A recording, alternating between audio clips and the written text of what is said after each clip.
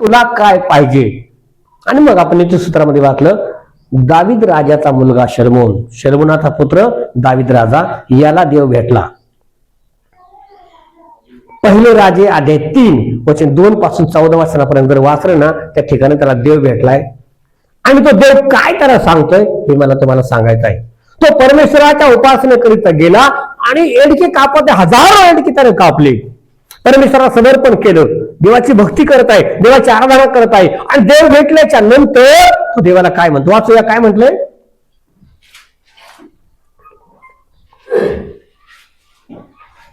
पहिले राजे 3 अध्याय 2 पासून पुढं.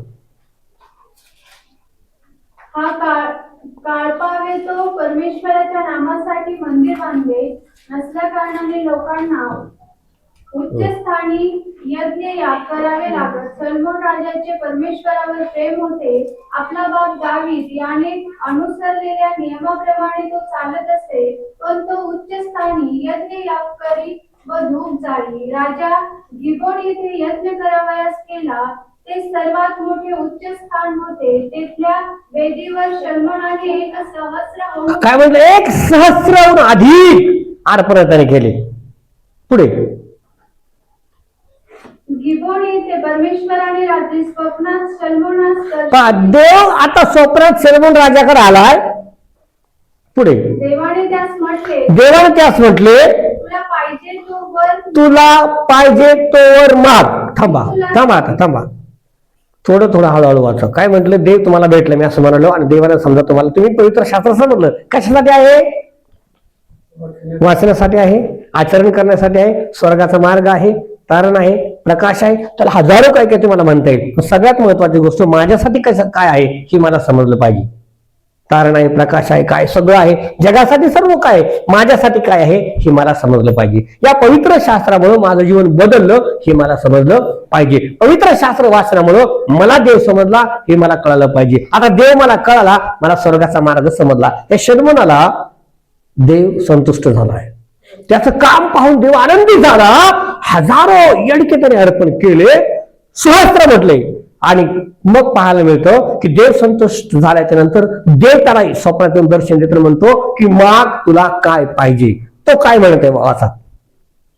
शलमोन म्हणाला, तुझा सेवक माझा बाप दावीद याजवर तुझी फार कृपा होती.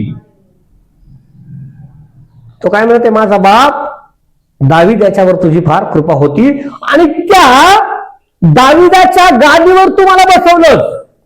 ही जी प्रजा तू दिली आहे, ही सत्ता तू दिली आहे, अधिकार तुम्हाला दिला आहे, त्या सत्तेवर तुम्हाला बसवलंस. पण मी फक्त बाळ आहे. बोलो हालेलुया. मी कोण आहे? फक्त बाळ आहे. मी फार मोठा शहाणा कोणी नाही.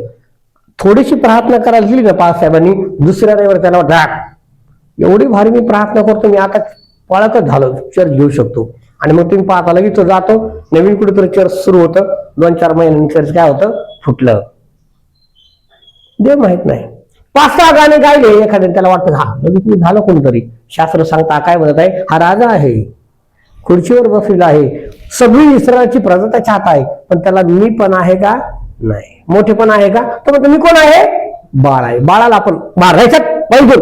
मी ते तिकडे जातं, रडतं, डोळे पुसतो, आईला भेटतं, कोणाला भेटतं, परत येऊन तिथेच बसतं. त्याला राग येतो का मोठ्या माणसाला बोलल्यावर? तो म्हणजे मी थोबाड लागणार ना त्या पाळकाटा, परत मला बोलला. शास्त्र सांगतं, मी तुम्हाला तीच गोष्ट सांगितली, हा मी जोर जात नाही ना तोवर देव समजत. बोलो हालेलुया. कोणी काही पण म्हणून येशूकडे पहा असं म्हटले, येशू त्यांना म्हणत हे काय करतात देवबापा, यांना समजत काय करतात त्यांना समजत नाही. किडे ठोकतात, मारतात, शिवे देतात, थुंकतात, माझ्या तोंडात मारत आहे, चापटा मारत आहे. येशूचं सर्वात अगोदर रक्त जर कुठून आलं असेल बाहेर, तर ते कुठून आलं? मस्तकातून. त्याला सगळ्यात आधी काट्यांचा मुकुट घातला. त्या रक्ताद्वारे आम्हाला तारण आहे, त्या रक्ताद्वारे आम्हाला शांती आहे, त्या रक्ताद्वारे आम्हाला जीवन आहे. आणि ते जीवन समजण्यासाठी हे बायबल आम्हाला समजलं पाहिजे. नाही तर बायबल समजलं नाही ना, आमचं जीवन कसं आहे? शून्य आहे. त्या शलमोन राजाला देव भेटला. देव भेटल्याच्या नंतर तो मोठेपण सांगत नाही स्वतःच. तो म्हणतो, देवा मी तर फक्त कोण आहे? एक बाळ आहे, मला काय समजत नाही. ह्या लोकांना सांभाळण्यासाठी मला काय दे? बुद्धी दे. बोलो हालेलुया. मला लोकांना समजण्यासाठी काय दे? बुद्धी दे. आणि शास्त्र सांगतं परमेश्वरानं त्याची प्रार्थना ऐकली, परमेश्वरानं त्याचं म्हणणं ऐकलं, परमेश्वरानं त्याचं बोलणं ऐकलं. वाचूया पहिले राजे 3 अध्याय वचन 16 काय म्हटलं वाचा. मग नंतर 25 वचन वाचायचं. दोन वेश्या राजाकडे येऊन त्याच्या हा, त्या दिवसामध्ये 2 वेश्या राजाकडे आल्या उभ्या राहिल्या. आणि उभ्या राहिल्या. त्यातील एक स्त्री म्हणाली, त्यातील एक स्त्री म्हणाली, माझे स्वामी, माझे स्वामी, मी व ही स्त्री मी आणि स्त्री अशा आम्ही दोघीही एकाच घरात राहतो. एकाच घरात राहतो. हिच्याबरोबर राहत असता ईशा बरोबर राहत असताना दोन मला मूल झाले. हा मला मूल झालं. मी प्रसूत झाल्यावर हा, तिसऱ्या दिवशी ही स्त्री देखील प्रसूत झाली. ही स्त्री देखील प्रस्तुत झाली. आम्ही दोघी एकत्र होतो आणि आम्हा दोघी शिवाय घरात कोणी परके नव्हते. हा, रात्री या स्त्रीचे बालक हिच्या अंगाखाली सापडून मरण पावले. तेव्हा हिने अर्ध्या रात्री उठून मी आपली दासी निद्रस्त असता माझा मुलगा माझ्यापासून घेऊन आपल्या उराशी निजवला आणि आपले मेलेले मूल माझ्या उराशी निजवले. सकाळी मी बाळाला दूध पाजण्यासाठी उठून पाहते तर मूल मेलेले आढळले. सकाळ झाल्यावर मी लक्षपूर्वक पाहिले तेव्हा मला झालेला मुलगा हा नव्हे असे मला दिसून आले. पवित्र शास्त्र सांगतंय घटना त्याची घडली. त्या घटना घडण्याच्या अगोदर जेव्हा तुम्ही वाचाल तेव्हा तुम्हाला पाहायला मिळेल या 30 पहिल्या राजांमध्ये 3ऱ्या अध्यायामध्ये 11-12 वचनांमध्ये तुम्हाला पाहायला मिळेल की देव संतुष्ट झाला त्याच्या मागण्याने. त्याने काय मागितलं? जेव्हा मला काय दे? ज्ञान दे. मग देव तिथे म्हणत आहे की तू हे मागितलंस म्हणून मला आनंद झाला. त्याचबरोबर मी तुला काय देतो? धन, मान आणि सन्मान. बोलो हालेलुया. त्या राजाने फक्त काय मागितलं देवाला? ज्ञान. देव काय म्हणता? मी तुझ्या ज्ञानाबरोबर तुला काय देतो? धन. धन कुणाला नको आहे? असं कोणी आहे की ज्याला धन नको आहे? पैसे पण आहे. हे काय? हे 500 आहे. रस्त्याला पडलं हा पडलेलं समोर त्याची तर त्याला सांगणार नाही माणूस हे तुझे पडलीत म्हणून. ते घेणार आणि खिशात घालणार, मित्राचे जरी पडले तरी. पण देव काय म्हणतो? तू ज्ञान मागितलंस फक्त, त्या ज्ञानाबरोबर मी तुला काय देतो? धन पण देतो. आणि तो असं देतो तिथे की यापूर्वी कोणी राजा झाला नाही आणि तुझ्यानंतर पण कोणी राजा होणार नाही. इतकं मी तुला काय देईल? वैभव देईल. बोलो हालेलुया. कधी मिळाले? देव समजल्यानंतर, देव भेटल्यानंतर.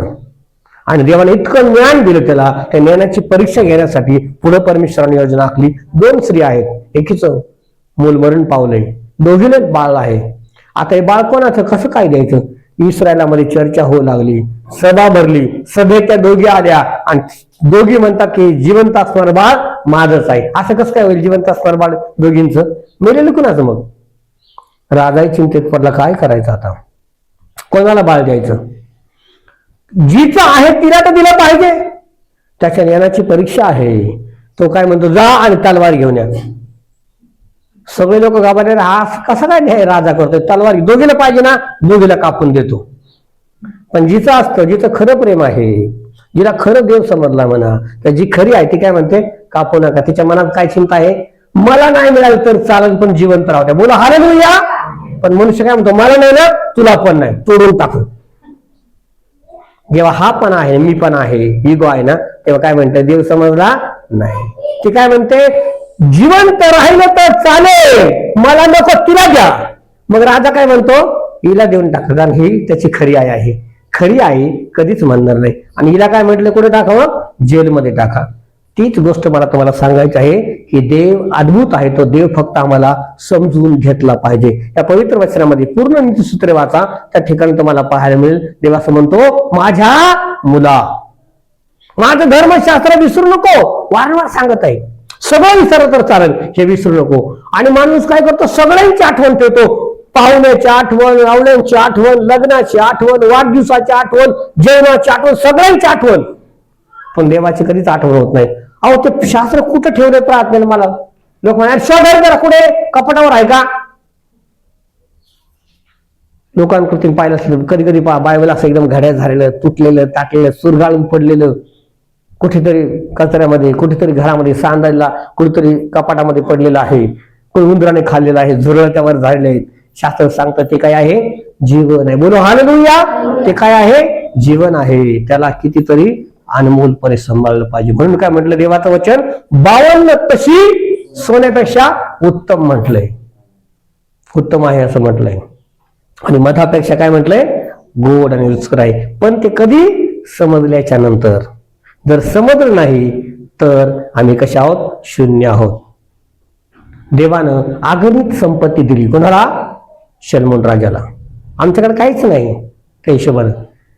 असं म्हणलं इतकी संपत्ती दिली की त्याने मंदिरातले खांब सोन्याचे बनवले, मंदिरातले करूब सोन्याचे बनवले. आणि त्याला इतिहास साक्ष आहे, ह्या गोष्टी खोट्या नाहीत, पवित्र शास्त्रात लिखित आहेत. जाऊन तुम्ही पाहू शकता, लोकांना विचारू शकता, गुगलला सर्च करू शकता.